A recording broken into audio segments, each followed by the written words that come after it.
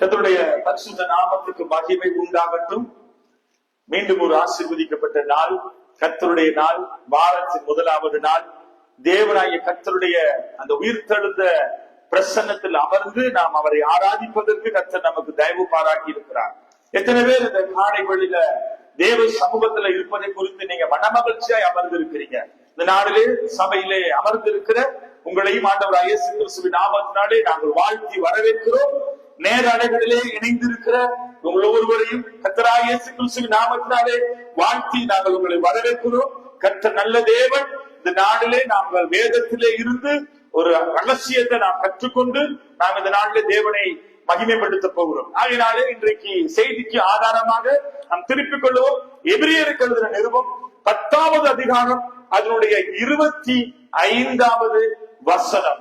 புதிய ஏற்பாட்டுல எபிரியருக்கு எழுதின நிருபம் 10வது அதிகாரம் அதனுடைய 25வது வசனத்தை நாம் வாசிக்க கேட்போம்.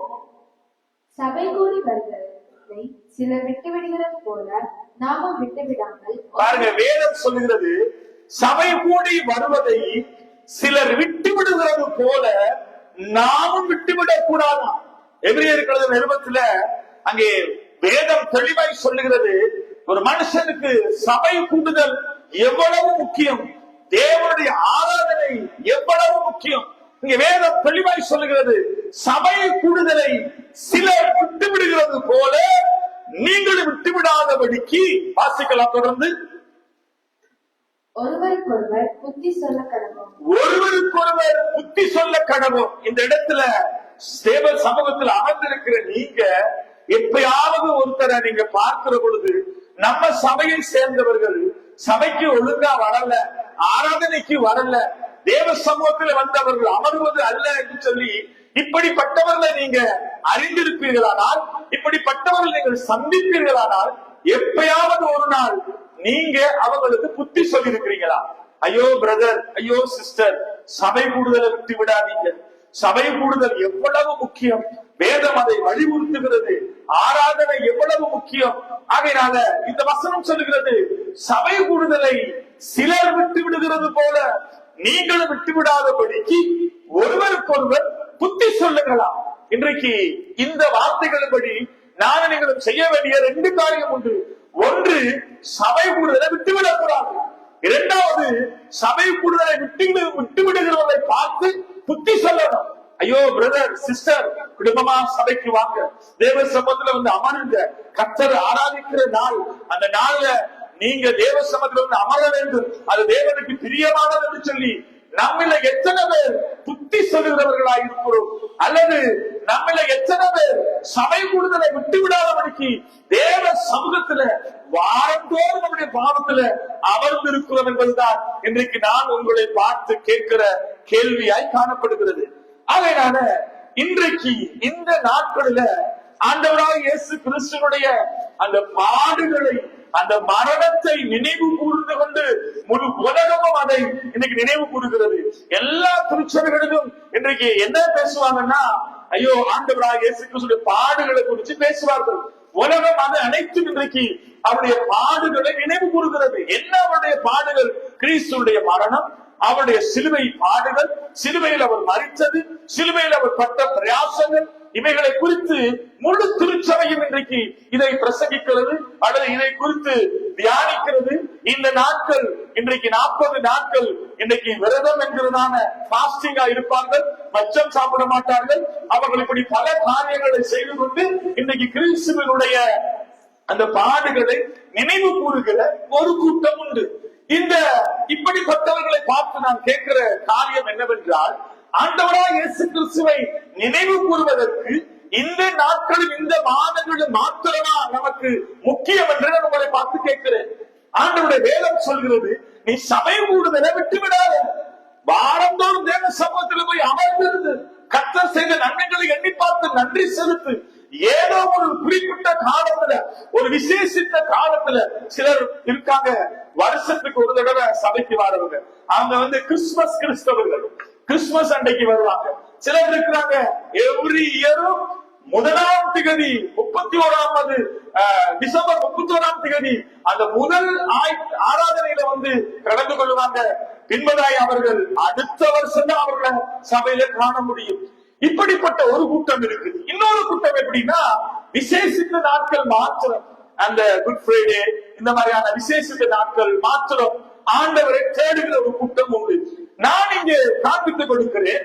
நாங்கள் ஒவ்வொரு நாளும், ஒவ்வொரு நிமிஷமும், ஒவ்வொரு வாரமும் கர்த்தரை நாம் தேட வேண்டும்.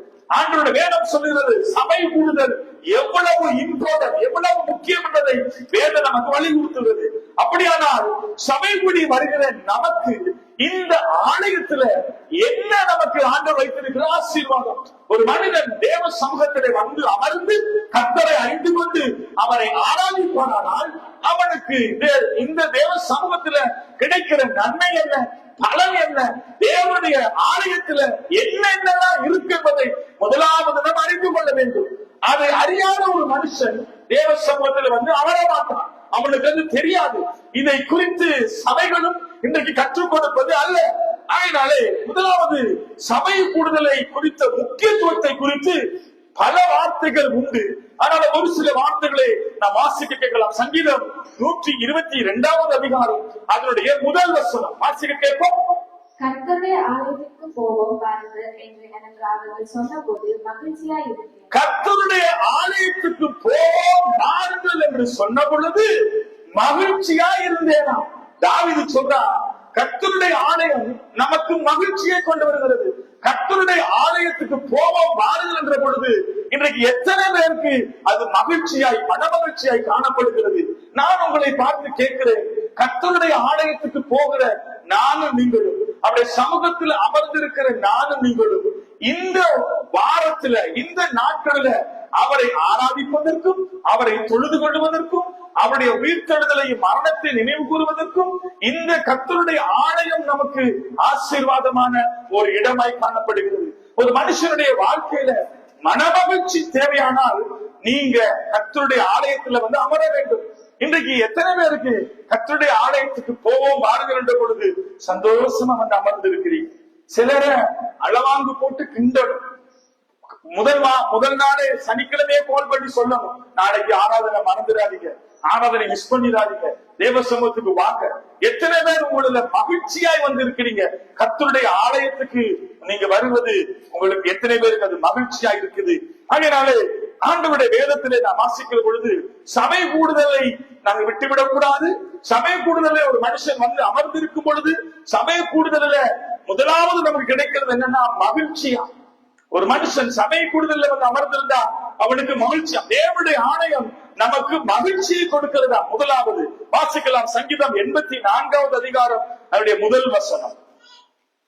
சேனைகளின் கர்த்தாவே, உமது வாசஸ்தலங்கள் எவ்வளவு இன்பமானவைகள். பாருங்க, அங்கே பார்க்கிறோம் அவருடைய வாசஸ்தலங்கள், அவருடைய பிரசன்னம் எவ்வளவு இன்பமானது. இன்றைக்கு உங்கள் எத்தனை பேருக்கு அவருடைய வாசஸ்தலம் அல்லது அவருடைய ஆலயம், அவருடைய பிரசன்னம் இன்பமாய் காணப்படுகிறது? சிலருக்கு ஆலயத்துக்கு போறதுனாலே அப்படியே கடுப்பா இருப்பாங்க. ஆலயத்துக்கு ஏண்டா ஞாயிற்றுக்கிழமை வருது, போன வாரம் தான் சபைக்கு போயிட்டு வந்து அதுக்கிடையில அடுத்த ஞாயிறு வந்துருச்சு. இன்றைக்கு உங்களில எத்தனை பேருக்கு ஆலயத்துக்கு போவது இன்பத்தை அல்லது மகிழ்ச்சியை தருகிறது என்று சொல்லி உங்களை பார்த்து கேட்பேனானால் உங்கள் இருதயம் உங்களுக்கு சான்று கொடுக்கும். தொடர்ந்து வாசிக்கலாம். சங்கீதம் 43 அதிகாரம் அதனுடைய 4வது வசனம். அப்பொழுது நான் தேவனுடைய பீடத்தண்டிற்கும் எனக்கு ஆனந்த மகிழ்ச்சியாய் இருக்கிற தேவனிடத்திற்கும் பிரவேசிப்பேன். தேவனே, என் தேவனே, உம்மை சுரமண்டலத்தால் துதிப்பேன். அங்கே பாருங்க, தேவனுடைய பீடத்தண்டைக்கும் தேவனுடைய பிரசன்னத்துக்கு மத்தியில போகிறது எனக்கு ஆனந்த மகிழ்ச்சியா இருக்கிறது. நான் அவரை சுரமண்டலத்தோடும் பலவிதமான ஓசையோடும் கைத்தாளத்தோடும் நான் அவரை துதிப்பேனா. இன்றைக்கு தேவனுடைய ஆலயம் பாருங்க, உங்களுக்குள்ள எத்தனை பேருக்கு அது மகிழ்ச்சியா இருக்கு? ஆண்டவருடைய பிரசன்னத்தில் அமர்ந்திருப்பது எத்தனை பேருக்கு மகிழ்ச்சி, எத்தனை பேருக்கு அது ஆனந்த மகிழ்ச்சியா இருக்கிறது என்று நம்மளை பார்த்து கேட்பேனானால் உங்கள் இருதயம் சான்று கொடுக்கும். இங்கே நாம் இப்படி அமர்ந்திருக்கிறோம். இந்த ஆள் எத்தனை மணிக்கு முடிப்பாலும் தெரியல. இந்த ஆள் இப்படித்தான் ஒவ்வொரு ஞாயிற்றுக்கிழமையும் எங்களோட இருந்து ஒரே கட்டிக்கிட்டே இருப்பாரு, எதையாவது குறை சொல்லிக்கிட்டே இருப்பாரு. இன்றைக்கு தேவ சமூகத்துல இருந்து பேசுகிற வார்த்தைகள் உங்களுக்கு மகிழ்ச்சியா இருக்குதா? அது உங்களுக்கு ஆனந்த மகிழ்ச்சியா இருக்கிறதா? அல்லது அது உங்களுக்கு இன்னைக்கு ஏதோ ஒரு அருவருக்கக்கூடிய காரியமாய் காணப்படுகிறதா? தொடர்ந்து ஒரு சில வார்த்தைகளை நான் சொல்லி நான் ஜெபிக்க போகிறேன். இந்த வார்த்தைகள் எல்லாம் நான் வாசிப்பதல்ல, அதனுடைய தலைப்பை மாத்திரம், அதில் இருக்கிற ரகசியத்தை மாத்திரம் சொல்லி நான் உங்களோடு கூட கடந்து போக விரும்புகிறேன். எசேக்கியேல் தீர்க்கதரிசன புத்தகம் 43வது அதிகாரத்துல 12வது வசனத்துல பாப்பீங்களா இருந்தா, தேவனுடைய ஆலயத்துல பரிசுத்தம் இருக்குமா? யோவேலுக்கு எழுதின நிருபம், யோவேலின் தீர்க்கதரிசன புத்தகம் 3வது அதிகாரம் 17வது வசனத்தை வாசித்து பார்க்கிற பொழுது, அங்க பரிசுத்த பர்வதமாகிய சீயோன் என்று சொல்லி தேவனுடைய ஆலயத்தை வேதம் சான்று கொடுக்கிறது. சங்கீதம் 93:5 வாசிக்கிற பொழுது, பரிசுத்த அலங்காரம் தேவனுடைய ஆலயத்துல இருக்கும் என்பதை அந்த வசனங்கள் சான்று கொடுக்கிறது. சங்கீதம் 29:9 வாசிக்கிற பொழுது, அங்கே மகிமையை காண முடியும் என்பதை, தேவனுடைய ஆலயத்தில் மகிமை நிரம்பி இருக்கும் என்பதை அந்த வார்த்தைகள் சான்று கொடுக்கிறது. எசேக்கியேல் 43:6 கர்த்தர் பேசுகிற இடம் தேவனுடைய ஆலயம் என்று சொல்லி அங்கே நமக்கு சான்று கொடுக்கிறது. ஆகையாலே ஆகாய் தீர்க்கதரிசன புத்தகம் 2:8-9 வாசிக்கிற பொழுது, தேவனாகிய கர்த்தருடைய ஆலயத்துல சமாதானம் உண்டு என்று சொல்லி அங்கே வேதம் சொல்லுகிறது. பிலிப்பியர் 4:19 அங்கே பார்க்கிறோம், கர்த்தருடைய ஆலயத்துல ஐஸ்வர்யம் நிரம்பி காணப்படும் என்று சொல்லி அங்கே வேதம் சான்று கொடுக்கிறது.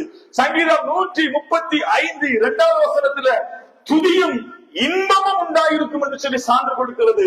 சங்கீதம் 134:1-3 சீயோனில் இருந்து கர்த்தர் உன்னை ஆசீர்வதிப்பார் என்றும், தேவனுடைய சமூகத்தில் ஆலயத்தில் ஆசீர்வாதம் இருக்கு என்பதை சான்று கொடுக்கிறது. சங்கீதம் 102-4 வசனங்களை வாசிக்கிற பொழுது, ஆசீர்வாதத்தை பெற்றவர்கள் ஆனந்த களிப்புடன் தேவனை ஸ்தோத்தரிப்பார்கள், கர்த்தரை துதிப்பார்கள் தேவனுடைய ஆலயத்தில் என்று சொல்லி வேதம் நமக்கு சான்று கொடுக்கிறது. இப்படி மேலே சொல்லப்பட்ட 13 காரியங்களை இந்த தேவனுடைய ஆலயத்துல நம்மாலே காண முடியும். அங்க என்னென்னலாம் இருக்கு? பரிசுத்தம் இருக்கு, அது தேவனுடைய பரிசுத்த பர்வதமாகிய சீயோனும், பரிசுத்த அலங்காரம் இருக்கிற இடம், பரிசுத்த மகிமை காணக்கூடியதா இருக்கும், கர்த்தர் அங்கே பேசுகிற இடம், சமாதானத்தை உண்டு பண்ணுகிற ஒரு இடம், மகிமையின் ஐஸ்வர்யம் நிரம்பின இடம், துதியில் இன்பம் உண்டாகிற இடம். அங்கே சீயோனிலிருந்து கர்த்தர் நம்மை ஆசீர்வதிப்பார். சீயோனிலிருந்து ஆசீர்வாதத்தை பெற்றவர்கள் தேவனுடைய ஆலயத்தில் அவரை துதிப்பார்கள். இப்படிப்பட்ட ஐஸ்வர்யத்தை, கனத்தை, மேன்மையை, மகிமைய, இப்படிப்பட்ட பிரசன்னத்தை நிரம்பின இடம்தான் தேவனுடைய ஆலயம்.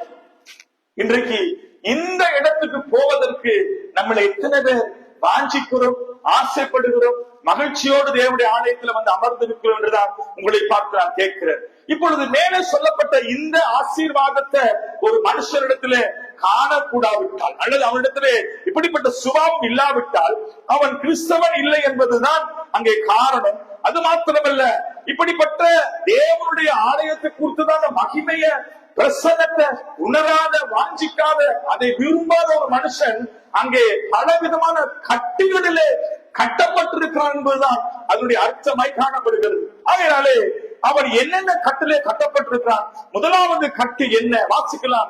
நீதிமொழிகளின் புஸ்தகம் 5வது அதிகாரம் அதனுடைய 21வது வசனத்துல அங்கே பார்க்கிறோம், மனுஷனுடைய சுபாவம், இருதயம், அவருடைய குணம் எப்படி என்று சொல்லி வேதம் சொல்லுது. வாசிக்கலாம். நீதிமொழிகள் 5:21. மனுஷனுடைய வழிகள் கர்த்தரின் கண்களுக்கு முன்பாக இருக்கிறது. மனுஷனுடைய வழிகள் கர்த்தருடைய கண்களுக்கு முன்பாக இருக்கிறது. அவனுடைய வழிகள் எல்லாவற்றையும் அவர் சீர்தூக்கி பார்ப்பார். அவனுடைய வழிகள் எல்லாவற்றையும் கர்த்தர் சீர்தூக்கி பார்ப்பாராம். இன்றைக்கு ஆண்டவருடைய வேதம் சொல்லுகிறது, மனுஷனுடைய வழிகளில ஆண்டவராகிய தேவன் சகலத்தையும் அறிந்திருக்கிறார். அவர் சகலத்தையும் அறிந்திருக்கிற தேவன். அவர் அங்கே மனுஷனுடைய வழிகளெல்லாம் சீர்தூக்கி பார்க்கிற தெய்வம். ஆகையாலே கர்த்தருடைய பார்வையில ஒரு மனுஷன் விலகி போக முடியாது. சகலத்தையும் அவர் அறிந்திருக்கிறார் என்று சொல்லி வேதம் நமக்கு சான்று கொடுக்கிறது. அப்படியானால் கர்த்தருடைய பார்வையில மனுஷன் கட்டப்பட்டிருக்கிறதையும் அவர் அறிந்திருக்கிறார். மனுஷனுடைய வாழ்க்கையில இருக்கிற போராட்டங்களை கர்த்தர் அறிந்திருக்கிறார். தொடர்ந்து வாசிக்கலாம். லூக்கா எழுதின சுவிசேஷம் 8வது அதிகாரம் 29வது வசனம். லூக்கா 8:29. அந்த அசுத்த ஆவி அவனை விட்டு போகும்படி இயேசு கட்டளையிட்டபடியினாலே அப்படி சொன்னான். அந்த அசுத்த ஆவி வெகுகாலமாய் அவனை பிடித்திருந்தது. அவன் சங்கிலியினாலே விலங்குகளினாலும் கட்டுண்டு காவல் பண்ணப்பட்டிருந்து கட்டுகளை முறித்து போட்டு பிசாசினால் வனாந்தரங்களுக்கு துரத்தப்பட்டிருந்தான். பாருங்க, ஒரு அசுத்த ஆவி பிடித்த ஒரு மனுஷன் அவன் கட்டப்பட்டிருந்தானா, சங்கிகளினாலும் விலங்குகளினாலும் அவன் கட்டப்பட்டிருந்தான் சொல்லி வேதம் நமக்கு சான்று கொடுக்கிறது. மனுஷன் இன்றைக்கு கர்த்தருடைய பிரசன்னத்துல வந்து அமரக்கூடாதபடிக்கு, கர்த்தரை அறிந்து கொள்ளக்கூடாதபடிக்கு பலவிதமான கட்டுக்களிலே அவன் வாழுகிறதை பார்க்கிறோம். முதலாவது கட்டு பாவம் என்கிற கட்டு. பாவத்தில அவன் கட்டப்பட்டிருக்கிறான், அசுத்த ஆவியினாலே கட்டப்பட்டிருக்கிறான். இப்படி கட்டப்பட்டவர்களை விடுதலையாக்குவதற்கு தான் தேவனுடைய ஆலயம் நமக்கு கொடுக்கப்பட்டிருக்கிறது. ஆகையாலே ஒரு மனுஷன் தேவனுடைய ஆலயத்துல வந்து அமர்ந்து கர்த்தரை அறிந்து கொள்ளாவிட்டால் அவன் தன்னுடைய கட்டுகளிலே அவனுடைய வாழ்க்கை காணப்படும். இரண்டாவது பார்க்கிற மனுஷனுடைய வாழ்க்கையில தேவனுடைய ஆலயத்துக்கு வரக்கூடாதபடிக்கு பலவிதமான பலவீனத்தை ஆண்டவர் பிசாசு கொண்டு வருவான். ஆகையினாலே பலவீனம் என்கிற கட்டு வாசிக்கலாம். முதலாவது கட்டு பாவம் என்கிற கட்டினால அவன் கட்டப்பட்டிருந்தான், சங்கிலிகளினால விலங்குகளால கட்டப்பட்டிருந்த மனுஷன். இரண்டாவது, ஒரு மனுஷனுடைய வாழ்க்கையில பலவீனம் என்கிற கட்டு. லூக்கா எழுதின சுவிசேஷம் 13வது அதிகாரம் அவருடைய 11வது வசனத்தை வாசிக்க கேட்போம். அப்பொழுது 18 வருஷமாய் பலவீனப்படுத்தும் ஆவியை கொண்ட ஒரு ஸ்திரீ அங்கே இருந்தாள். 18 வருஷமாய் பலவீனப்படுத்துகிற ஆவியை கொண்ட ஒரு ஸ்திரீ அங்கே இருந்தால் அவள் எவ்வளவு நிமிரக்கூடாதோ கூடியாய் இருந்தாள். அவள் எவ்வளவு நிமிரக்கூடாதபடிக்கு கூடியாய் இருந்தாள். கீழே வாசிங்க. இயேசு அவளை கண்டு தம்மிடத்தில் அழைத்து, உன் பலவீனத்தில் நின்று விடுதலையாக்கப்பட்டாய் என்று சொல்லி அவள் மேல் தமது கைகளை வைத்தார்.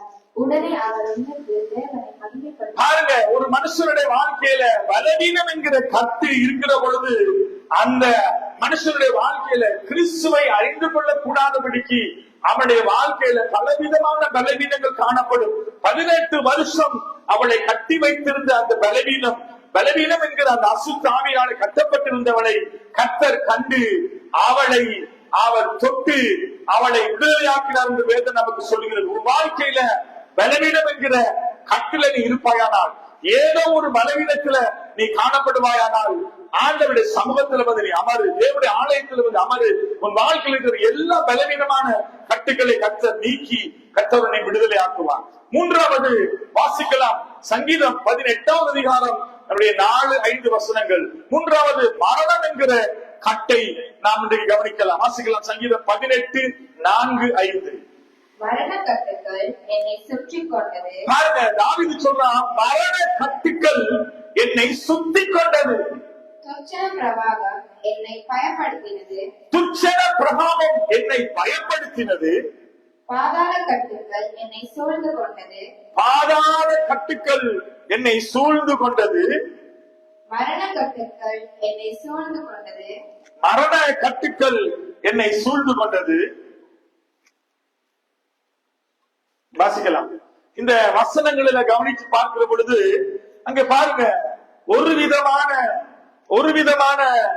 ஒரு சில கட்டுக்களை குறித்து நான் கவனிக்கிறோம். பயம் என்கிற கட்டு, பாதாளம் என்கிற கட்டு, மரண கட்டு, இப்படி பலவிதமான கட்டுக்களினாலே அங்கே கட்டப்பட்ட ஒரு மனுஷனை அங்கே வேதம் நமக்கு சான்று கொடுக்கிறது. ஆகையினாலே இப்படிப்பட்ட எல்லா விதமான கட்டுக்கள் உள்ள ஒரு மனுஷன் தேவ சமூகத்தில் வந்து அமர்ந்து கர்த்தரை அவனால ஆராதிக்க முடியாது.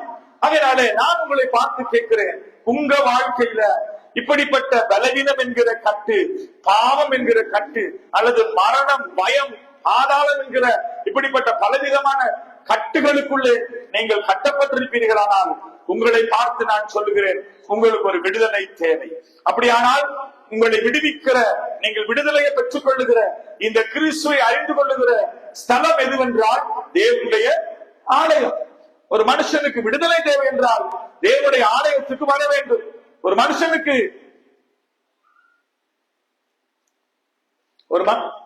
இப்ப அவன் அங்கேயே நடந்து தெரிஞ்சான்னா இது இருக்கிற காப்பட் இழுபட்டா இங்க இது கேமரா மூவ் ஆகும்.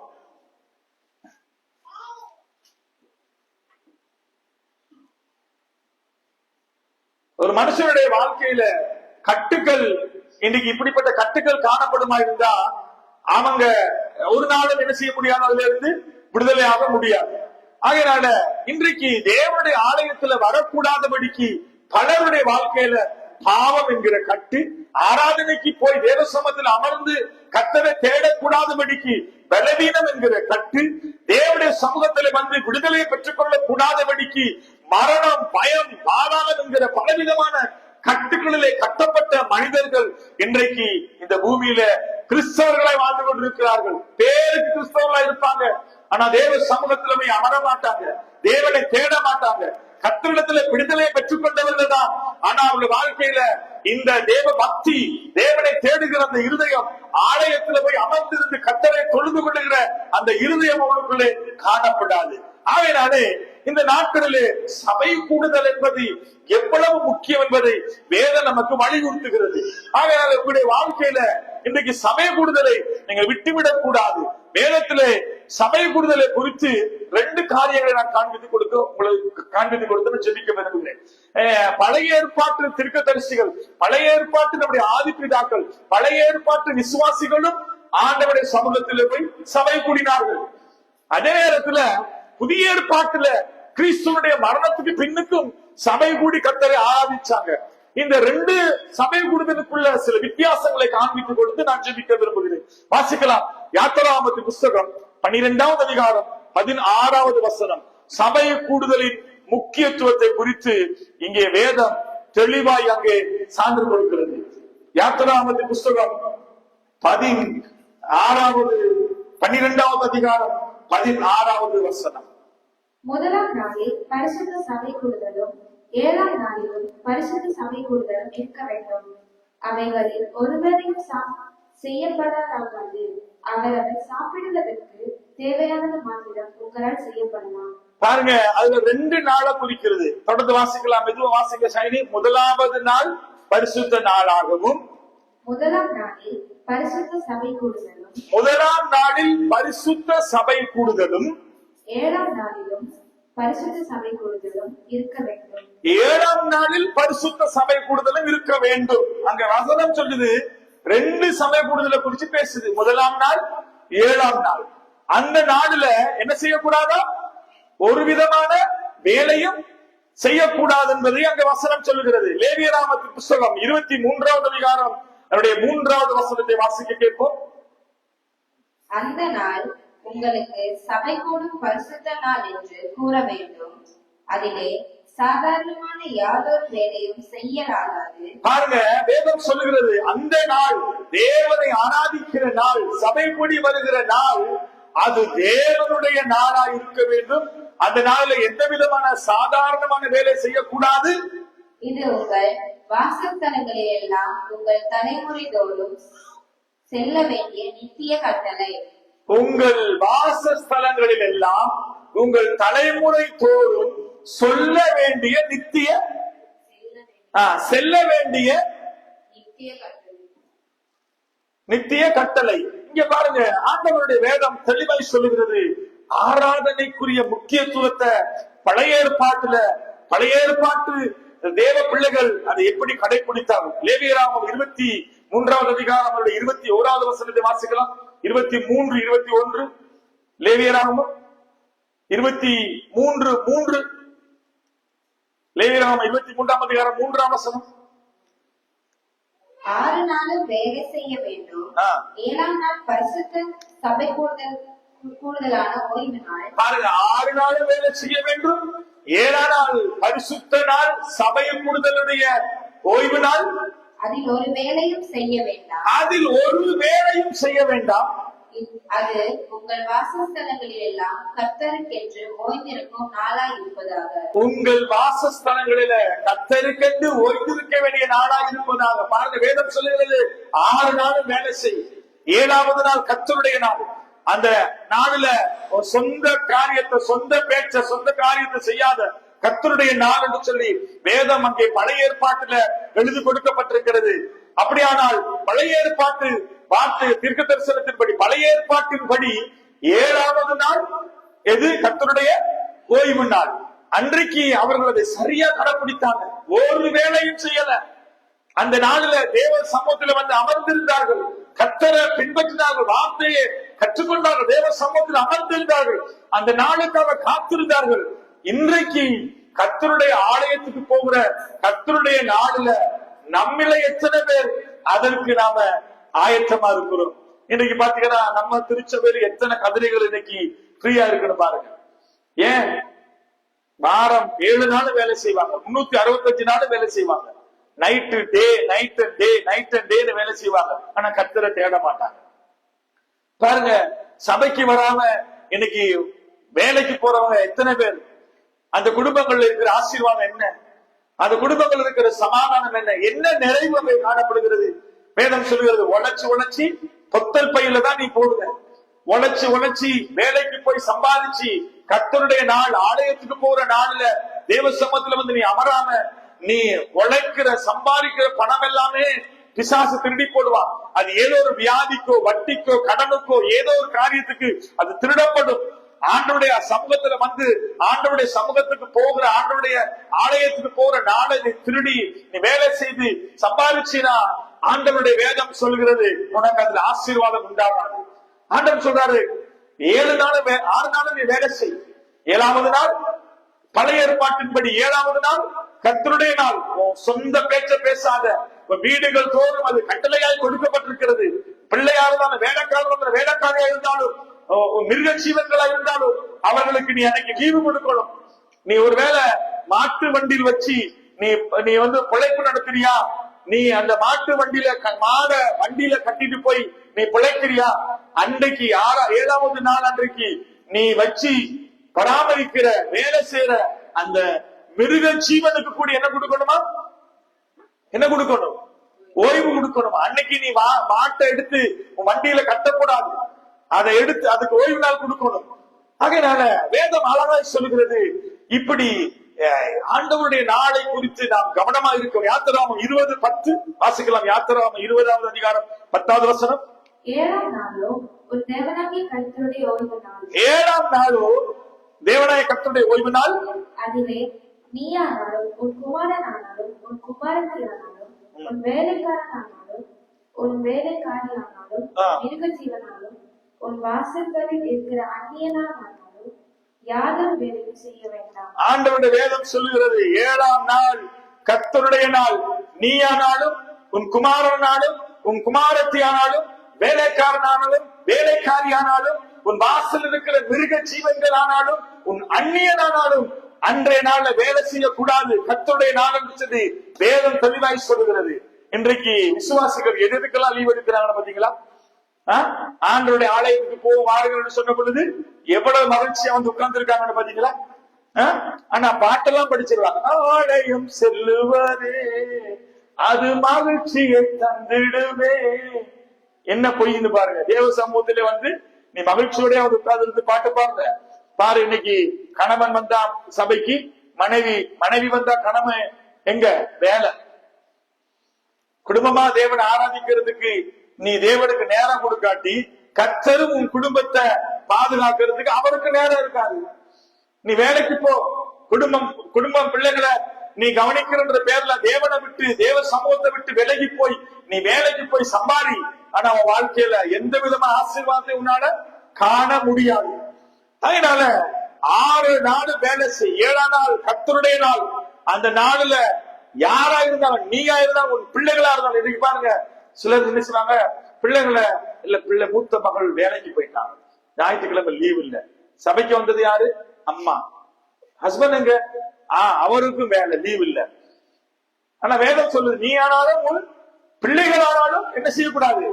தேவ சமூகத்தை என்ன செய்யக்கூடாது? விட்டுவிடக் கூடாது. சமூகத்துல வந்து அமரணும் என்று வேதம் நமக்கு சொல்லுகிறது. வாசிக்கலாம். யாத்திராமம் 31:15. 6 நாளும் வேலை செய்யலாம், 7ஆம் நாளோ வேலை ஓய்ந்திருக்கும் ஓய்வு நாள், அது கர்த்தருக்கு பரிசுத்தமான ஓய்வு நாளில் வேலை செய்கிறவன் எவனும் கொலை செய்யப்பட வேண்டும். பாருங்க, பழைய ஏற்பாட்டுல எப்படி சட்டம்னு பாருங்க. பழைய ஏற்பாட்டு தீர்க்கதரிசிகள் வாழ்ந்த காலத்துல 6 நாள் நீ வேலை செய்யணும், 7ஆம் நாள் ஒருவனும் வேலைக்கு போக கூடாது. அது கர்த்தருடைய நாள், தேவ சமூகத்துல வந்து அமரணும். அப்படி ஒருத்தன் கர்த்தருடைய நாடுல வேலைக்கு போனானா என்ன செய்யப்படணுமா? என்ன செய்யப்படணும்? நீங்களே சொல்லுங்க, என்ன செய்யப்படணும்? அவன் கொலை செய்யப்படணுமா? ஆனா ஆண்டவர் எவ்வளவு இரக்கமா இன்னைக்கு உங்களுக்கு கிருபை தந்திருக்காரு.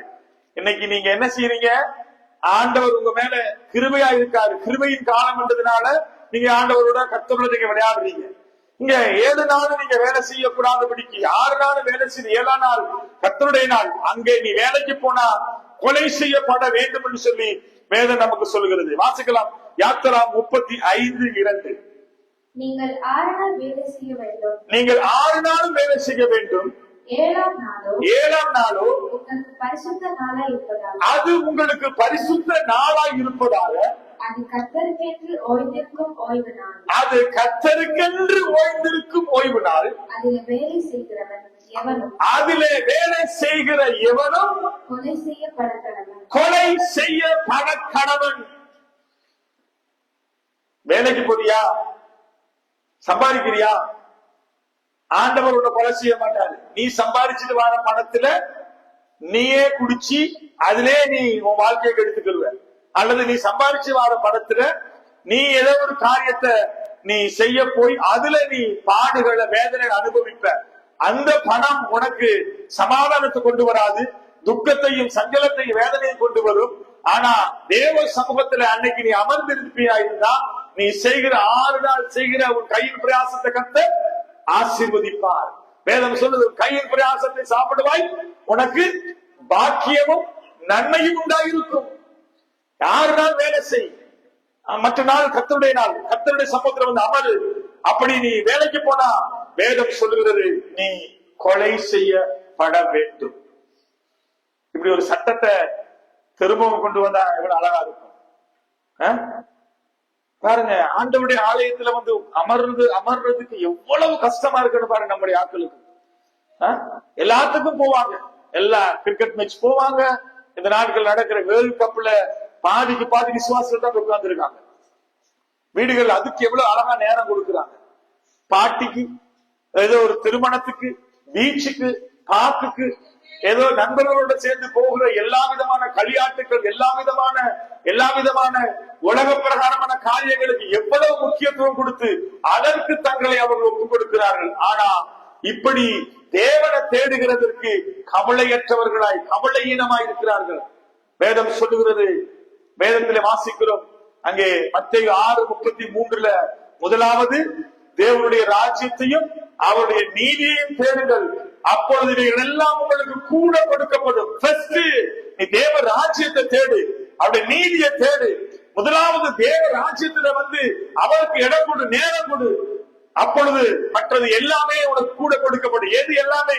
உன் குடும்பத்தினுடைய தேவைகள், உனக்கு சுகம், பலன், ஆரோக்கியம், கனம், மகிமை, மேன்மை, உயர்வு, பிள்ளைகளுடைய காரியங்கள், பிள்ளைகளுக்கு தேவையான படிப்பு, கல்வி, ஞானம் எல்லாவற்றையும் கர்த்தர் எனக்கு அதிகமாய் கொடுப்பாராம். இன்றைக்கு தேவ சமூகத்துல வந்து அமர்வதற்கு பிள்ளைகளை கற்றுக்கொண்டு எல்லாம் எத்தனை பெரிய பரீட்சையா இருக்கட்டும், தேவ சமூகத்துல வந்து அமர்ந்துட்டு போய் எழுது, அது உனக்கு ஆசீர்வாதமா இருக்கும். எத்தனை பெரிய இன்டர்வியூயா இருக்கட்டும், ஏதோ பெரிய வேலையா இருக்கட்டும், தேவ சமூகத்துல போய் நின்று தேவனுடைய பலத்தோடு போ, கர்த்தர் உன்னை ஆசீர்வதிப்பார். முதலாவது தேவ ராஜ்யத்தை, தேவ சமூகத்தை, அவருடைய பிரசன்னத்தை நீ தேடு, மற்றது எல்லாம் உனக்கு கூட கொடுக்கப்படும். நீ தேவனிடத்துல வந்து தேவ சமூகத்தில் அமர்ந்து அவருடைய கிருபைய, தயவ, இரக்கத்தை பெற்றுக்கொள்ளாம நீ போய் செய்கிற எல்லா காரியமும், எல்லா வேலைகளிலும் உனக்கு தோல்வியும் சஞ்சலமும் வேதனையுமா தான் உண்டாகும். ஆகையினால கர்த்தருடைய நாள், அவருடைய நாளுல, அவருடைய ராஜ்யத்துல, சமூகத்துல வந்து அமர்வதற்கு நம்ம எத்தனை பேருக்கு அதற்கு முதலிடம் கொடுக்கிறோம். இப்பொழுது நான் காண்பித்துக் கொடுக்க விரும்புகிறேன். இப்பொழுது வாசிக்கப்பட்ட யாத்திராகமத்தில் வாசிக்கப்பட்ட எல்லா வார்த்தைகளுமே பழைய ஏற்பாட்டின்படி வாரத்துல நம்ம 6 நாள் வேலை செய்ய 7ஆவது நாள் கர்த்தருடைய நாள் என்று சொல்லி வேதம் நமக்கு சான்று கொடுக்கிறது. அப்படியானால் புதிய ஏற்பாட்டுல நானும் நீங்களும் ஆராதிக்கிற நாள் எது? வாசிக்கலாம். அங்கே புதிய ஏற்பாட்டுல எது ஆராதனை செய்யக்கூடிய நாள்? 6வது நாளா, 7வது நாளா? பழைய ஏற்பாட்டின்படி 7ஆம் நாளா அல்லது புதிய ஏற்பாட்டுல கொடுக்கப்பட்ட ஆராதனைக்குரிய நாள் எது? வாசிக்கலாம். அப்போஸ்தலர் 20வது அதிகாரம் அதனுடைய 7வது வசனம். 20:7. வாரத்தின் முதல் நாளிலே அப்பம் விற்கும்படி சீஷர்கள் கூடி வந்திருக்கையில் பவுல் மறுநாளிலே புறப்பட வேண்டும் என்றிருந்து அவர்களுடனே சம்பாதித்து நடுராத்திரி மட்டும் பிரசங்கித்தான். பாருங்க, வாரத்தின் முதலாம் நாளில சீஷர்கள் கூடி வந்திருந்த இடத்துல அங்க காரியம் நடந்ததுன்னா, சீஷர்கள் ஆண்டவரை ஆராதிப்பதற்கு கூடி வந்த நாள் எதுன்னா வாரத்தின் முதலாவது நாளாம். வேத பழைய ஏற்பாட்டுல வாரத்துல எத்தனையாவது நாள் தேவனை ஆராதிக்க கூடினாங்க? வாரத்துல எத்தனையாவது நாள்? 7வது நாள். ஆனா புதிய ஏற்பாட்டுல வாரத்துல முதலாவது நாளாம். இன்றைக்கு நான் ஆண்டவருடைய சமூகத்துல நின்று நான் உங்களை பார்த்து கேட்கிறேன். நாங்க வாசிக்கலாம். யோவான் எழுதின சுவிசேஷம் 20வது அதிகாரம் அதனுடைய முதல் வசனத்தை வாசிக்கிற பொழுது வேதம் சொல்லுகிறது, வாரத்தில் முதல் நாள் காலையில அதிகாலையில இருட்டோட எழுந்து மகதலேனா மரியாள் கல்லறைக்கு வந்து கல்லறை அடைத்திருக்கிறதை, கல்லை எடுத்து போட்டிருக்கிறதை கண்டாராம். பாருங்க, வாரத்துல முதலாவது நாள் தான் இன்றைக்கு மார்க் 16வது அதிகாரம் அதனுடைய 9வது வசனத்தை வாசிக்கிற பொழுது, வாரத்தின் முதலாம் நாள் அதிகாலையில இயேசு எழுந்திருந்த பின்பு மகதலேனா மரியாளுக்கு முதல் தரிசனமானார். இங்கே புதிய ஏற்பாட்டின்படி பார்க்கிற பொழுது கர்த்தரை ஆராதிக்கிற நாள் எதுன்னா வாரத்தின் முதலாவது நாள். எது அந்த முதலாவது நாள்னா ஞாயிற்றுக்கிழமை. பழைய ஏற்பாட்டுல வாரத்துல 7வது நாள் எதுன்னா அது சனிக்கிழமை. இந்த முதலாவது நாளாகிய வாரத்தின் முதல் நாளாகிய ஞாயிற்றுக்கிழமை தேவனாய கர்த்தர் அதை ஆசீர்வதித்தார். எதனால் ஆசீர்வதிச்சார்னா அது அவர் உயிர்த்தெழுந்த நாள். இன்றைக்கு நானும் நீங்களும் வந்து அமர்ந்திருக்கிறோம். கர்த்தருடைய உயிர்த்தெழுந்த நாள்ல கர்த்தரை ஆராதிப்பதற்கு வந்திருக்கிறோம். எத்தனாவது நாள் உயிர்த்தெழுந்தார் அவர்? ஆண்டவர் உயிர்த்தெழுந்த நாள் அது 3ஆம் நாள். அது என்ன நாள்? வாரத்தின் முதலாவது நாள். அப்ப முதலாவது நாள், வாரத்தின் முதலாவது நாள் எதுனா ஞாயிற்றுக்கிழமை கர்த்தர் உயிர்த்தெழுந்தார். உயிர்த்தெழுந்த தேவனை ஆராதிப்பதற்காக நானும் நீங்களும் இங்கே கூடி வந்திருக்கிறோம். அங்கே பார்க்கிறோம், வாரத்தின் முதலாவது நாள் அன்றைய தினம் சாயங்கால வேளையில அங்கே ஆண்டவராகிய தேவன் உயிர்த்தெழுந்து அவர்களுக்கு தரிசனமானாராம். யோவான் 20:19 வாசிக்கிறோம்.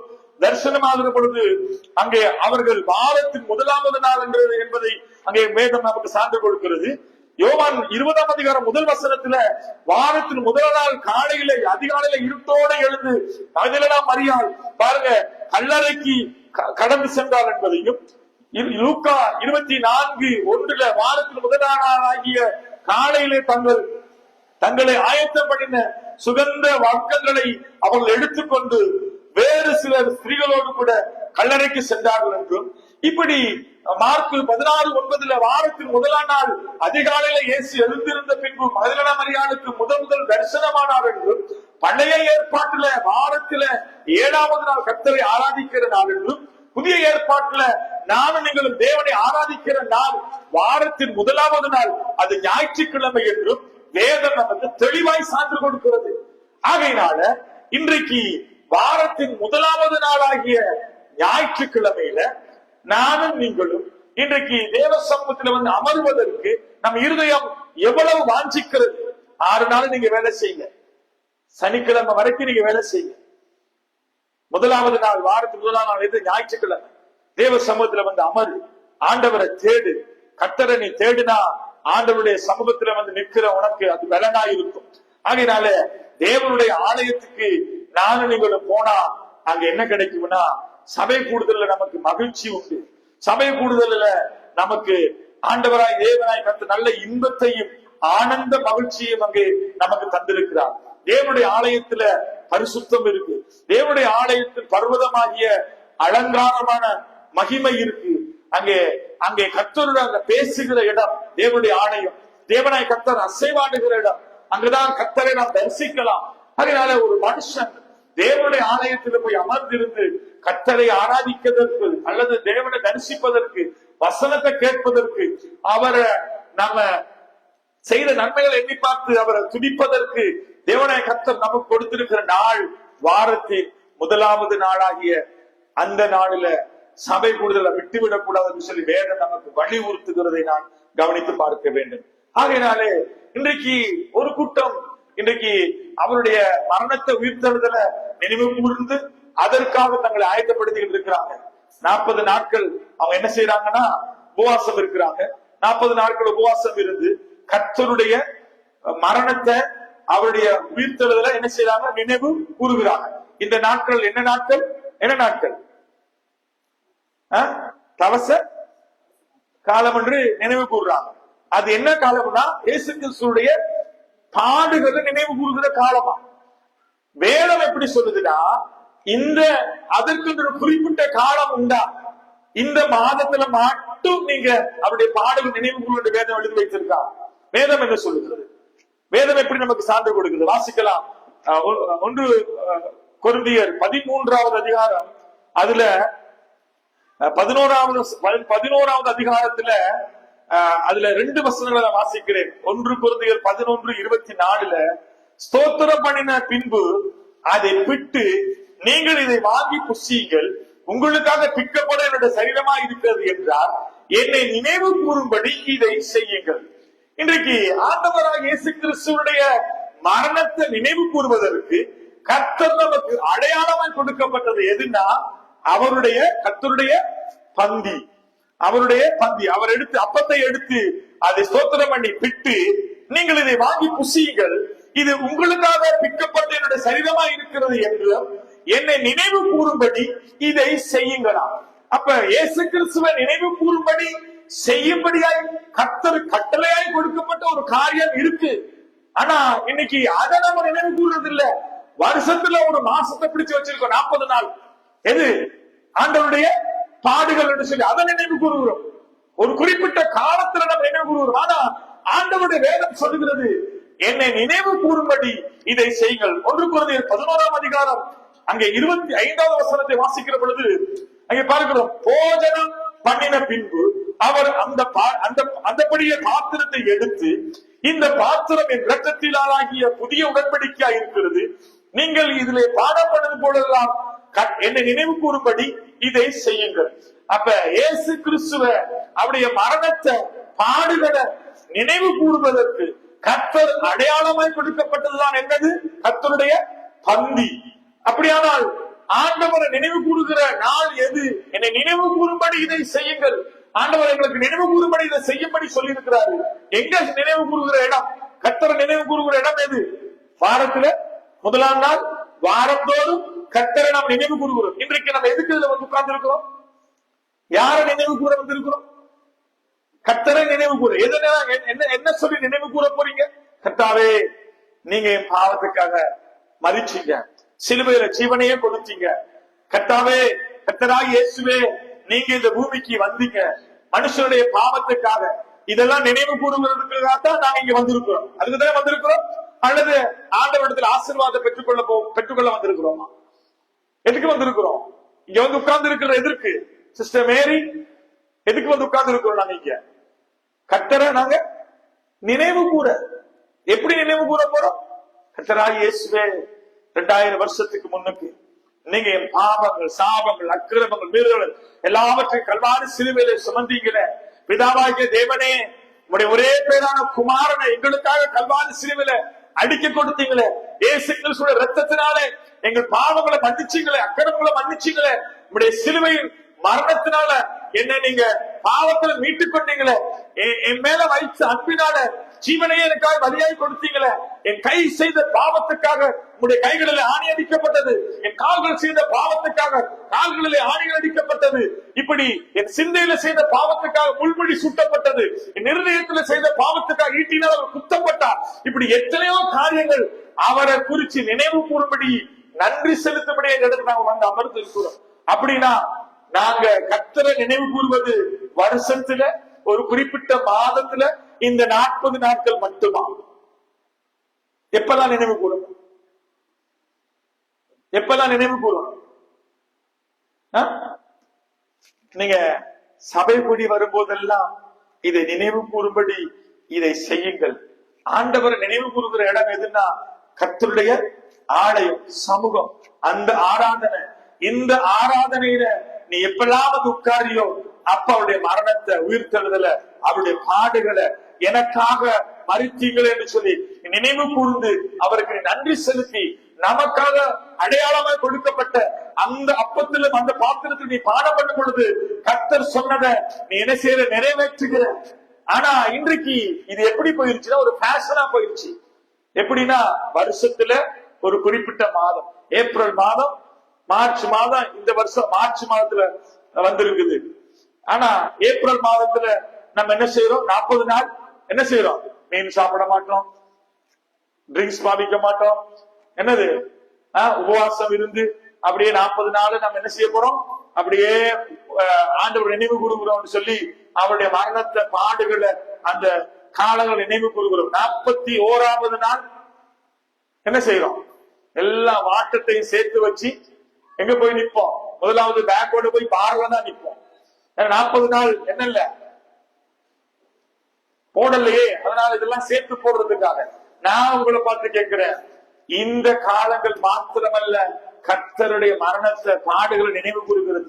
நீ சபை கூடி வரும் பொழுதெல்லாம், வாரத்துல முதலாமதெல்லாம் ஞாயிற்றுக்கிழமை தேவ சமூகத்துல வந்து அமரும் பொழுது கர்த்தருடைய பாடுகளை, உயிர்த்தெழுதல, மரணத்தை, நமக்காக அவர் சிலுவையில மரித்ததை நினைவு கூர்ந்து நமக்காய் கொடுக்கப்பட்ட அடையாளமாகிய அந்த திருவிருந்து பந்தியில நீ பங்கிருந்து ஆண்டவருடைய கர்த்தருடைய பந்தியில நீ நினைவு கூர்ந்து உங்களுக்காக பிக்கப்பட்ட சரீரம் இதை வாங்கி புசியுங்கள் என்று சொல்லுகிற பொழுது, உங்களுக்காக சிந்தப்பட்ட ரத்தம் இதை வாங்கி புசியுங்கள் என்று சொல்லுகிற பொழுது கர்த்தருடைய மரணத்தை, உயிர்த்தெழுதலை நீங்க நினைவு கூறுகிறீங்க. வேதம் சொல்லுது, நான் வருவதும் இதை நீங்கள் செய்யுங்கள் என்று சொல்லி ஆண்டவர் சொன்னார். மாசத்துக்கு ஒருக்காமா அல்லது வருஷத்துக்கு 40 நாளா? இயேசு கிறிஸ்துவுடைய மரணத்தை எப்பெல்லாம் நினைவு கூறணும்? அவருடைய வருகை வரைக்கும் அவருடைய சமூகத்தில் நாம் கூடி வரும் பொழுது அதை நாம் நினைவு கூற வேண்டும். ஆகையினாலதான் நம்முடைய திருச்சபையில வாரந்தோறும் நாங்கள் அப்பம்பிக்கிறோம். ஆண்டவரை நினைவு கூறுவதற்கு கொடுக்கப்பட்ட அடையாளம் எதுன்னா அந்த திக்கப்பட்ட சரீரமும் சிந்தப்பட்ட ரத்தமும், அந்த அப்பமும் திராட்சை ரசமும். அது இல்லாம இந்த இடத்துல நம்ம எவ்வளவுதான் கத்தி கூத்தாடி பாட்டு படிச்சு எல்லாமே பண்ணினாலும் அவரை நினைவு கூறுகிறதுக்கு அடையாளமே கொடுக்கப்பட்ட பந்தி இல்லாவிட்டால் உன் வாழ்க்கை உன்னுடைய ஆராதனை தேவனுடைய பார்வையில் என்னது? அது விரிதான்.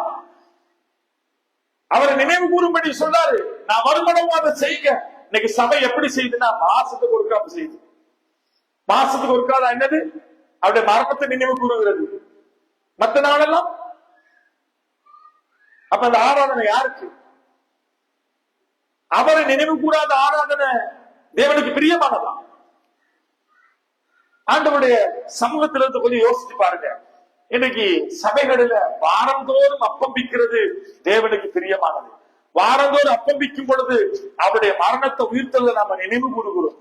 அவரை நினைவு கூறுகிற ஆராதனையில தான் அவர் பிரியமாயிருப்பார். இன்னைக்கு இந்த அப்பம்பிக்கிறத இன்னைக்கு சபை என்ன செஞ்சிருச்சுன்னா தள்ளி வச்சிருச்சு, ஒதுக்கி வச்சிருச்சு. எப்படின்னா மாசத்துக்கு ஒருக்கா நம்ம அப்பம்பிச்சிருவோம். ஏன்னு கேட்டா அவங்க சொல்ற காரணம், எங்க சபையில 2000 பேர் இருக்கிறாங்க, அப்பம்பிக்கிறதுக்கு டெய்லி நேரம் எடுக்க டைம் கொடுக்கலாது, அதுக்கு குறிப்பிட்ட ஒரு நாளை வச்சிருக்கிறோம். மாசத்துல முதல் ஞாயிற்றுக்கிழமை மட்டும் நாங்க அப்பம்பிப்போம். ஏன்னா அதுக்கு தான் ஆயத்தமா வருவாங்க. மற்ற நாள்ல எல்லாம் அப்பம்பிக்க இயலாது. ஏன்னா ஒவ்வொரு வாரமும் இத்தனை பேரையும் இந்த பந்தியில பங்கு பெற்று வீட்டுக்கு போகும்பொழுது 2-3 மணி ஆயிடும் என்று சொல்லி அதை என்ன செய்யறாங்கன்னா அவரை நினைவு கூறுகிற நமக்கு அடையாளமா கொடுக்கப்பட்ட அந்த பந்திய சபை தள்ளி விடுது. அப்பம்பிக்கிறதுக்கு நேரம் இல்ல, காணிக்க எடுக்கிறதுக்கு நேரம் இருக்கு. 5000 பேர் இருந்தாலும் 10 பேக் போட்டு சுத்தி வளைச்சு காணிக்க எடுக்கிறாங்க. அப்ப நான் மாதத்துக்கு ஒருக்க காணிக்க எடுப்பேன். அப்பம்பிக்கிறதுக்கு நேரம் கொடுக்கலாது, காணிக்கைக்கு நேரம் கொடுக்கலாமா உங்களுக்கு? அப்படின்னா நீ மாதத்துக்கு ஒருக்க காணிக்க எடு. அது எப்படி செய்யணும்? காணிக்க தான் நமக்கு வருவாய் தரணும். அதை நம்ம எப்படி மிஸ் பண்ணல? இன்னைக்கு சபைகள் ஆண்டவரை நினைவு கூறுகிறதற்கு அடையாளமாக கொடுக்கப்பட்ட அந்த பந்திய இன்னைக்கு சபைகளில மறுதளிக்கிறதுனால அந்த சபைகளில தேவனுடைய பிரசனம் இல்லாம இருக்கிறது நாம் காமிக்கக்கூடியதா இருக்கிறது. ஆகையினால நானும் என்னுடைய திருச்சபையில கர்த்தருடைய மரணத்தை உயிர்த்தெழுதல நினைவு கூறும்படி வாரந்தோறும் சமூகத்துல அப்பம்பிக்கிறதுலையும் அந்யோன்யத்திலையும் நாங்க இன்னைக்கு தனித்திருக்க கர்த்தர் நமக்கு கிருபை செய்தார். ஆகையினால வேதம் சொல்லுகிறது, நான் வருவதையும் இதை செய்யுங்கள். இன்னைக்கு எத்தனை சபைகளில் ஆண்டவருடைய திருவிருந்து பந்தி, அந்த கர்த்தருடைய போஜனம், கர்த்தருடைய பாத்திரம் அல்லது கர்த்தருடைய பந்தி அனுசரிக்கப்படுகிறது. அது அனுசரிக்கப்படும் பொழுதுதான் அவரை நாம் நினைவு கூறுகிறோம். அது இல்லாத இடத்துல அவர் இல்லை. ஆகையினால அன்றைக்கு ஆண்டவருடைய பிரசன்னத்துல இந்த பந்திய நம்ம வைக்காம யாரோ ஒருத்தருக்கு தான் இந்த ஆராதனை போகிற மாதிரி ஒரு காரியம் அங்கே நடைபெறுகிறது. ஆகையினால ஆண்டவருடைய ஆலயம் ரொம்ப முக்கியம். சபை கூடுதலை விட்டுவிடக் கூடாது. அதை நாம் குறித்து மற்றவர்களுக்கு புத்தி சொல்லணும். அதை குறித்து நாம் அவர்களுக்கு புத்தி சொல்ல வேண்டும் என்று வேதம் நமக்கு சொல்கிறது. ஆண்டுடைய ஆலயத்துக்கு போனா உனக்கு என்னென்ன கிடைக்கும் என்கிறத நீ பெற்றுக்கொண்ட அந்த ஆசீர்வாதத்தை, அந்த சுகத்தை, அந்த மகிமைய மற்றவர்களுக்கு நீ சொல்லு. நான் சபைக்கு போனதுனாலதான் என் வாழ்க்கையில் ஆசீர்வாதம். நான் சபையில போய் அமர்ந்திருந்து நான் தேவனை தேடுனதுனாலதான் என் குடும்பத்துல சமாதானம். ஆண்டவரை நீயும் தேடு, முழு இருதயத்தோடு தேடு என்று சொல்லி புத்தி சொல்லி கர்த்தருடைய சமூகத்துல வந்து அமர பண்ணு. தேவனுடைய சமூகம் எவ்வளவு இன்பமானது என்பதை ருசித்தவர்கள் தான் அதிலே அமர்ந்திருப்பார்கள். ஆகையினால 6 நாளும் நீ வேலை செஞ்சு 7ஆம் நாள் கர்த்தருடைய நாள், ஓய்வு நாள் என்று சொல்லி பழைய ஏற்பாடு சொல்கிறது. புதிய ஏற்பாடு சொல்கிறது வாரத்தின் முதலாவது நாள் உயிர்த்தெழுந்த நாள், கிறிஸ்துவை ஆராதிக்கிற நாள், உயிர்த்தெழுந்த நாள் ஞாயிற்றுக்கிழமை. ஆண்டவருடைய சமூகத்துல வந்து அமரு. கர்த்தர் உன்னை ஆசீர்வதிப்பார், கையின் முறை ஆசீர்வதிப்பார், உன் குடும்பத்தை ஆசீர்வதிப்பார், உன்னுடைய வாழ்க்கை இருக்கிற தேவைகள் சந்திக்கப்படும். நிறைவான ஒரு ஆசீர்வாதத்துக்குள்ள கர்த்தர் உன்னை நடத்துவார். கர்த்தருடைய பாதத்துல காத்திரு, அவருடைய பலப்படுத்துவார். கர்த்தருடைய வருகை மட்டும் அவருடைய சமூகத்துல ஆலயத்துல வந்து அமர்ந்து அவர் நமக்காக பிக்கப்பட்ட அடிக்கப்பட்ட அந்த பாத்திரத்துல பங்கு பெற்று நினைவு கூர்ந்து அவரை நீ ஆராதிக்கிற பொழுது கர்த்தர் வாழ்க்கையில ஆசீர்வாதமான காரியங்களை கொண்டு வருவார். God bless you. கர்த்தருடைய ஆசீர்வதிப்பாராக.